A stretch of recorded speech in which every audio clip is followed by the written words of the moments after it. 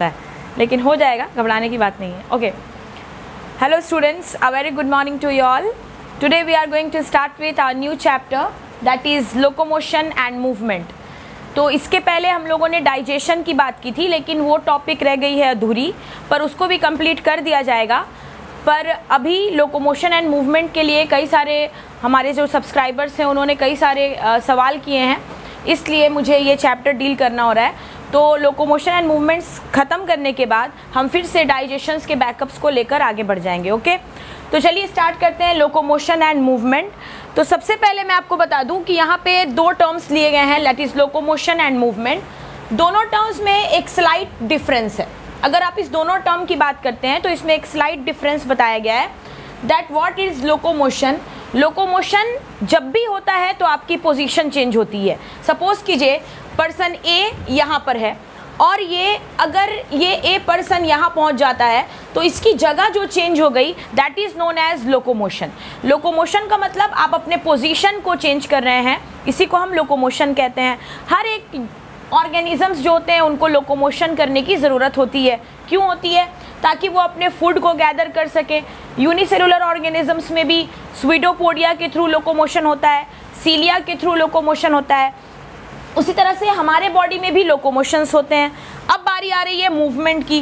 Movement एक ऐसा concept है जिसमें पोजीशन तो चेंज नहीं की जाती, but we change the posture of our body. Suppose आप जहाँ हो, ए पर्सन इज़ हियर, लेकिन ए पर्सन के अंदर बहुत सारी चीज़ें हैं जो अपना पोस्चर चेंज कर रही हैं। जैसे for example I am standing over here और मेरे हैंड्स जो हैं वो वर्क कर रहे हैं, they are changing the portion. तो यहाँ पे हम बिना पोजीशन चेंज किए सिर्फ अपनी पोस्चर चेंज करेंगे, तो इसको हम क्या कहते हैं? मूवमेंट कहते हैं। ओके, तो लोकोमोशन एंड मूवमेंट हमारा कॉन्सेप्ट तो है, पर इसमें बेसिकली पढ़ाया गया है बोन्स और मसल्स के बारे में। तो बोन्स एंड मसल्स हम इसको आगे लेके जाएंगे, लेकिन सबसे पहले मैं आपको बता दूं कि लोकोमोशन और मूवमेंट के बाद हमें बताया गया कि मूवमेंट बेसिकली कितने टाइप का होता है। तो according to condition of human body यानी कि ह्यूमन फिजियोलॉजी के हिसाब से हमारे जो मूवमेंट होते हैं वो बेसिकली 3 तरह के बताए गए हैं। ओके, सबसे पहली जो मूवमेंट बताई गई है दैट इज अमीबॉइड मूवमेंट, ठीक है। Number 2 we are having ciliated movement, और number 3 we are having the concept of muscular movement, ठीक है। तो हमारे पास 3 तरह की मूवमेंट बताई गई है। तो 3 तरह की मूवमेंट में सबसे पहले हम बात करेंगे स्टूडेंट्स हमारे अमीबॉइड मूवमेंट के बारे में, ठीक है। इसका सबसे बेस्ट एग्जाम्पल अगर आप काउंट करना चाहें तो अमीबॉइड मूवमेंट का सबसे बेस्ट एग्जाम्पल होता है हमारे macrophages. The macrophages are the best examples. Why we called it the best example? क्यों हम मैक्रोफेजेस को बेस्ट एग्जाम्पल कह रहे हैं? समझिए इस चीज़ को। मैक्रोफेजेस हम उनको कहते हैं जो एक लार्ज सेल होते हैं और जो किसी चीज़ को इनगल्फ कर लेते हैं, जैसे कि WBC। आपके ब्लड में जो WBC है वो किसी भी तरह के पैथोजेन को इनगल्फ कर लेता है, तो इसीलिए हम इसको मैक्रोफेजेस कहते हैं। और इनगल्फमेंट की जो प्रोसेस है that is known as phagocytosis, इसको हम कहते हैं फैगोसाइटोसिस। तो मैक्रोफेजिंग सेल फैगोसाइटोसिस कर रहा है, this is the amoeboid movement, this is the best example we have ever counted. अब बारी है सिलिएटेड मूवमेंट की। तो सिलिएटेड मूवमेंट जो होते हैं वो सीलिया की मदद से होते हैं। And what is cilia? Cilia are very small hair like appendages. ये हेयर लाइक अपेंडेजेस है जो साइटोप्लाज्म की एक्स्ट्रा आउटग्रोथ है। आपको पता है कि इसके अंदर साइटोप्लाज्म होता है और इसके एक्स्ट्रा आउटग्रोथ को हम क्या कहते हैं? सीलिया कहते हैं। अब सीलिया जो है ये मूवमेंट करता है, इट इज सिलिएटेड मूवमेंट। अब सीलिया किस तरह से मूवमेंट करता है मैं आपको बता दूं। जैसे फॉर एग्जाम्पल एक फीमेल का ओविडक्ट, ठीक है, ये है उनका ओविडक्ट और ये है इनकी ओवरी। जैसे कि ओवरी से जो ओवम आउट होते हैं उस ओवम को कैरी करना, ओवम का ओविडक्ट में कैरी होना, it is possible because of the ciliated movement. ये सिलिएटेड मूवमेंट की वजह से ही पॉसिबल है कि हमारा ओवम जो है वो ओवरी से ओविडक्ट तक ट्रांसफर किया जाता है। Number 2 we are having our respiratory tract. हमारे रेस्पिरेटरी ट्रैक में ये जो सीलिया लगी होती है, suppose this is the respiratory tract and you are having the cilia. तो सीलिया जो है रेस्पिरेटरी ट्रैक में डस्ट को इनगल्फ कर जाता है, जितने भी डस्ट इंटर होंगे ना उसको सीलिया क्या करता है, कैच कर लेता है। तीसरी चीज आ रही है मस्कुलर मूवमेंट।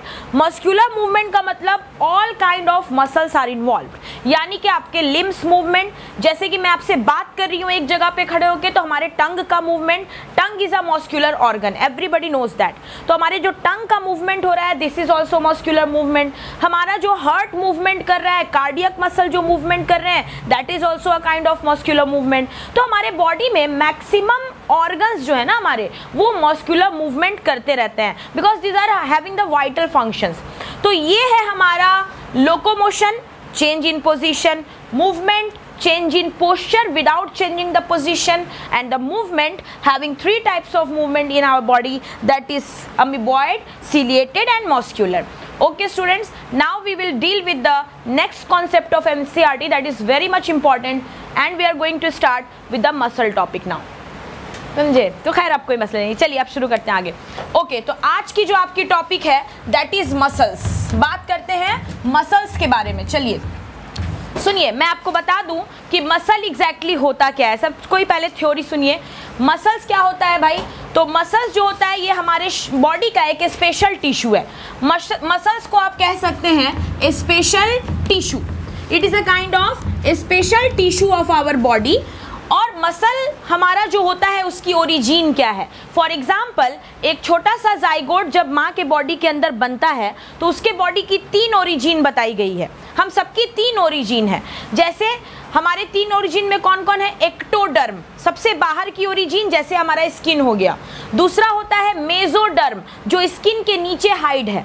और तीसरा होता है इंडोडर्म, जो काफ़ी इनर मोस्ट है। तो हमारे जो मसल्स होते हैं ना, उनकी जो ओरिजिन होती है वो मेसोडर्मल ओरिजिन होती है। तो हमारे मसल्स की बात अगर हम करेंगे तो मसल्स की ओरिजिन को हम जानते हैं कि it is mesodermal in origin. Okay, this is my second most important point कि मसल्स जो होते हैं हमारे वो मेसोडर्मल होते हैं।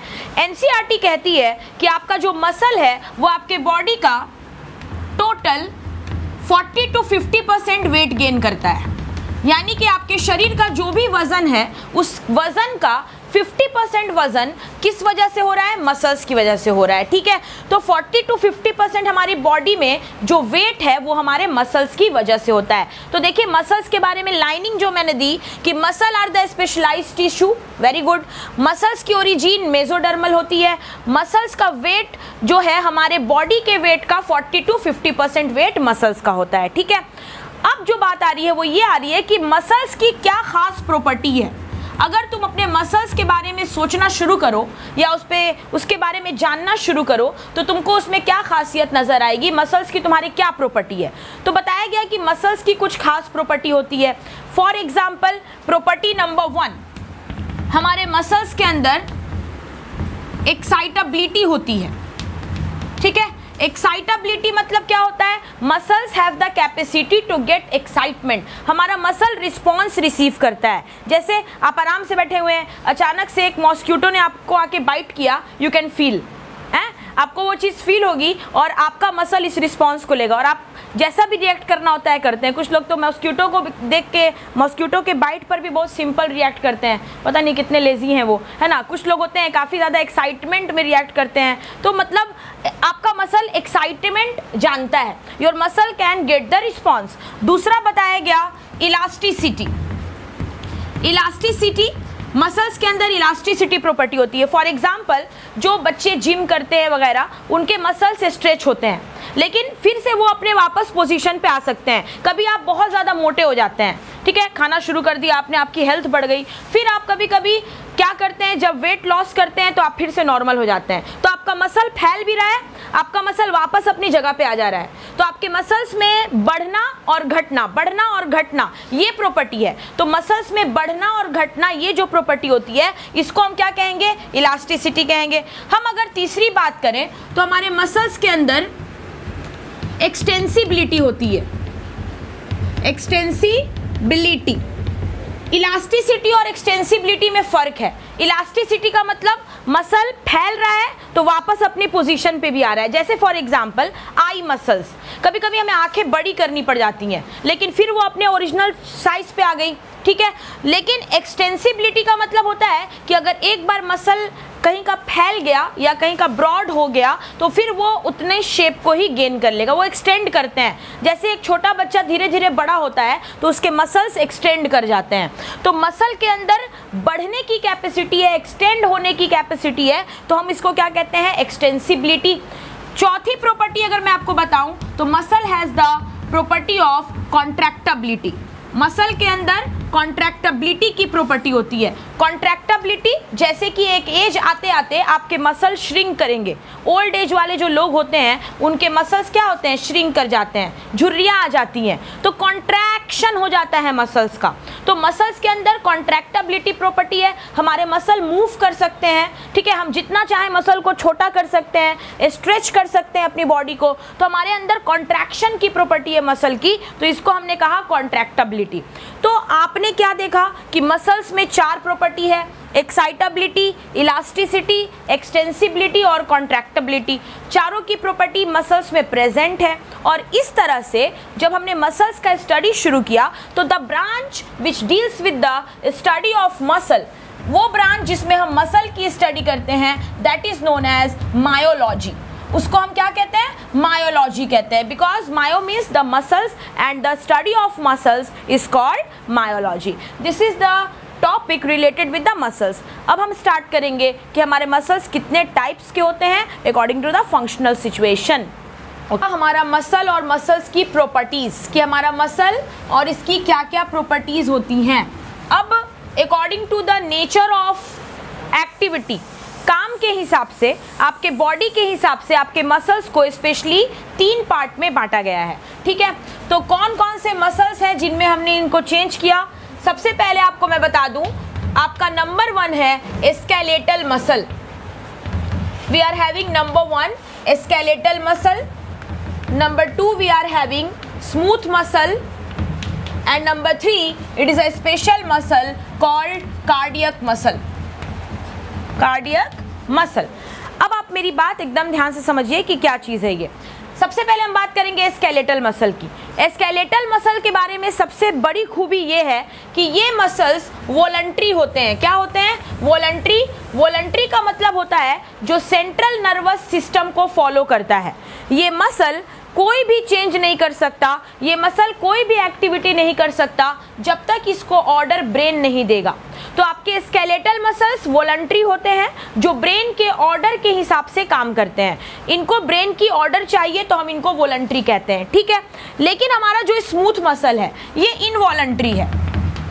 इनवॉलंटरी कहने का मतलब हो गया कि इसको हमारे ब्रेन के ऑर्डर की ज़रूरत नहीं होती है। और इनवॉलंटरी कहने का मतलब हो गया जैसे कि फॉर एग्जांपल अपना फंक्शन खुद से करने वाले, जैसे हम इनको असिस्ट मसल भी कहते हैं, असिस्टेंट मसल। ये डायरेक्ट कोई काम नहीं करते, ये सिर्फ हेल्प करते हैं। जैसे फॉर एग्जांपल आपका फूड पाइप, फूड पाइप में आपके जो मसल है वो स्मूथ मसल है, उसके अंदर का वाल जो है वो स्मूथ है, करता कुछ नहीं है, बस जो खाना आप खाते हैं उस खाने को वो स्वेलो करने में मदद करता है। खाने को धीरे धीरे निगल रहा है, वहाँ से बस फूड पास ऑन हो रहा है। तो फूड के पास होने के लिए we don't require the order of brain, because ये कोई प्राइमरी एक्शन नहीं है, वो आराम से वहाँ से पास हो गया। That is a work of involuntary. Involuntary will never follow the CNS, ये सेंट्रल नर्वस सिस्टम को फॉलो नहीं करेगा। तीसरा जो होता है हमारा कार्डियक मसल, ये होता तो इनवॉलंटरी है, of course it is involuntary. जैसे कि आपको मैंने बताया है कि इनवॉलंटरी मसल्स जो कार्डियक मसल होते हैं ये मायोजेनिक होते हैं, इनका मसल ही इनको चलाता रहता है, इंपल्स जनरेट करता रहता है। लेकिन कुछ कंडीशन में कभी कभी अचानक से ब्लड प्रेशर बढ़ जाने पर, अचानक से किसी तरह की फियर होने पर, अचानक से किसी तरह की एक्साइटमेंट होने पर हमारे हार्ट को हमारा ब्रेन कंट्रोल करने लगता है। तो उस समय हमारा हार्ट न्यूरोजेनिक हो जाता है, और जब हार्ट न्यूरोजेनिक हो जाता है उस समय वो कभी कभी वॉलंटरी फंक्शन भी शो करते हैं। तो अगर आप कहना चाहो तो 90% हमारा हार्ट जो है वो इनवॉलंटरी है, लेकिन कुछ कंडीशन में ये वॉलंटरी भी हो सकता है जब अचानक से आपकी प्रेशर बढ़ गई है या घट गई है। ये हमारी पहली प्रॉपर्टी थी, किस बेसिस पर, ब्रेन के साथ इनका क्या रिलेशन है उस बेसिस पर। अब अगर दूसरी प्रॉपर्टी की मैं बात बताऊं आपको, तो जब हमने स्केलेटन मसल देखा, जब आपके बॉडी का स्केलेटन मसल देखा जाएगा तो ये आपको स्ट्राइप दिखाई देंगे। स्ट्राइप कहने का मतलब है कि बोन्स फिर मसल्स, फिर बोन्स, फिर मसल्स, यानी कि बोन्स और मसल्स एक दूसरे के साथ जुड़े हुए हैं। जैसे कि हमारे हाथ की हड्डी, हमारे पैर की हड्डी, बीच में बोन्स है और वो ओवरलैप है मसल से।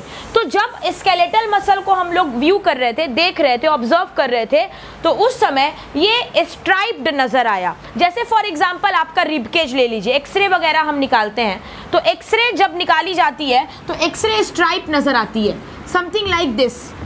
तो ऐसा मसल जिसमें स्ट्राइप्ड फॉर्मेशन हुआ हो उसको भी हम स्केलेटल मसल कहते हैं। तो हमारे स्केलेटल मसल को हम स्ट्राइप्ड मसल भी कहते हैं। क्यों कहते हैं स्ट्राइप्ड मसल? क्योंकि इस मसल में बोन्स मसल्स ऐसे करके धीरे धीरे स्ट्राइप्स होती हैं। इसके अलावा यहाँ पे प्रोटीन भी होती हैं जो एक स्ट्राइप बनाती हैं, हम आगे डील करेंगे। नेक्स्ट है स्मूथ मसल, इसको हम नॉन स्ट्राइप्ड कहते हैं। क्या कहते हैं? नॉन स्ट्राइप्ड, क्योंकि इसमें इस तरह का कोई कंडीशन नहीं है। जैसे फॉर एग्जांपल आपका टंग, आपका जो टंग है that is a smooth muscle, इसमें सिर्फ मसल्स है, इसमें किसी तरह का कोई बोन्स, किसी तरह का कोई स्ट्राइप आपको नहीं मिलेगा। तो आपकी जो टंग हो गई वो किस तरह की मसल हुई है? स्मूथ मसल, तो ये नॉन स्ट्राइप्ड है। Heart is always non striped, heart में तो स्ट्राइप्ड होने के कोई चांस ही नहीं है, क्योंकि हार्ट में there is not presence of bones and all. तो इस तरह से कंडीशन के अकॉर्डिंग हमारे बॉडी में 3 तरह की मसल्स बताई गई है, स्केलेटल, स्मूथ और हमारा कार्डियक मसल्स, जिसमें से हम सबसे पहले नेक्स्ट क्लास में आपसे मिलेंगे हमारे स्केलेटल मसल्स के स्ट्रक्चर के साथ। Okay, till then take care, have a safe day, thank you.